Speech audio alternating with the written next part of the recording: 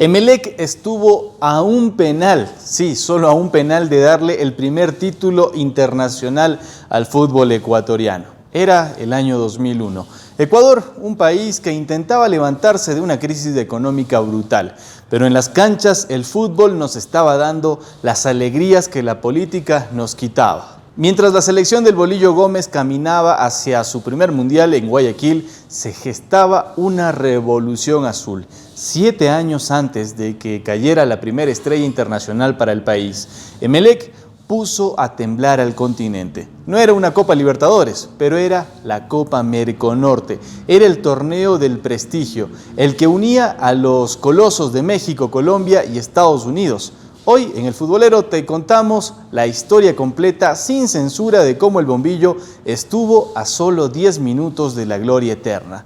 Prepara el café, que esta historia es de colección. Muchos jóvenes hoy no lo saben, pero la Merconorte era un torneo de élite. Organizado por la Conmebol, reúne a los clubes con más mercado y peso futbolístico del norte.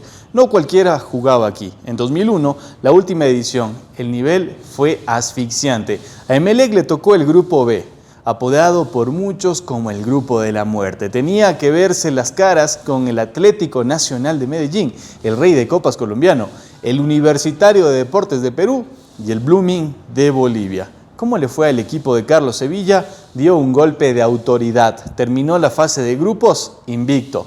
6 partidos, 3 victorias, 3 empates, ganaron en Bolivia, ganaron en Perú y empataron en el Atanasio Girardot. Emelec no solo clasificaba como el mejor equipo de la fase inicial, demostrando una solidez defensiva envidiable, con un Daniel Viteri que a pesar de su corta edad ya pedía selección mayor. Hablemos de ese 11 titular que los emelecistas se saben de memoria. Carlos Sevilla armó un equipo equilibrado, valiente y con una pegada letal. En el arco, Daniel Viteri. En la defensa, la experiencia de Augusto Poroso y la garra de Pavel Caicedo. En el medio, el talento de Wellington Sánchez y la entrega de Moisés Candelario. Pero arriba estaba el terror de las defensas, Carlos Alberto El Cuqui Juárez y el carismático Otilino Tenorio. Otilino no solo era un goleador, era un showman. Sus celebraciones con la máscara de Spider-Man se volvieron virales en una época donde no existían las redes sociales. Ese equipo jugaba de memoria, era un fútbol de posesión, pero con transiciones rápidas que mandaban a cualquiera en el Capuel. Para llegar a la final, el bombillo tuvo que cruzar el continente para enfrentar al Santos Laguna de México. La ida en Torreón fue un 4-1. Definitivamente todos esperaban que la llave estaba definida, pero en el Capuel todo podía pasar.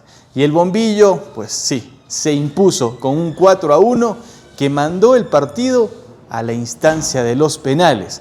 Fue ahí donde Viteri se hizo gigante y los cobradores no fallaron. Emelec ganaba 5-4 en la tanda y se metía en la gran final contra el Millonarios de Bogotá. El país entero, sin importar los colores, sentía que la primera Copa Internacional para Ecuador estaba al caer. 13 de diciembre de 2001, final de ida en el Campín de Bogotá. Emelec dio un recital. Al minuto 74, el Spider-Man Otilino Tenorio marcaba el 1-0. Parecía el guión perfecto. Millonarios empató rápido, pero el 1-1 era un resultado de ensueño para cerrar en casa. 20 de diciembre, la noche final. El Capuel era un infierno azul. Al minuto 50, otra vez Otilino Tenorio ponía el 1-0. Faltaban 40 minutos para la gloria. El reloj corría. Los colombianos no encontraban el camino, hasta que al minuto 81, un descuido defensivo permitió que Gerardo Bedoya empatara. El silencio en la caldera fue sepulcral. Nos fuimos a los penales y ahí la suerte nos dio la espalda. Emelec falló 3 penales seguidos. Hidalgo, Tenorio y Cagua no pudieron marcar. Millonarios se llevaba la Merconorte con un 3-1 en la tanda de penales. Fue el final más triste para la campaña más hermosa. Emelec no levantó el trofeo, pero ese equipo del 2001 cambió la mentalidad del fútbol ecuatoriano. Demostraron que se podía ser protagonistas fuera del país, que se podía terminar invicto un torneo internacional y que el Capuel era respetado en toda América. ¿Fue este el mejor Emelec de todos los tiempos? ¿Qué faltó para dar la vuelta olímpica? Déjanos tu opinión en los comentarios. No olvides darle like a este video, compartirlo con tus amigos azules, que a pesar de todo, pues siguen ahí firmes. No te olvides que somos El Futbolero y estamos camino a los 150,000 seguidores.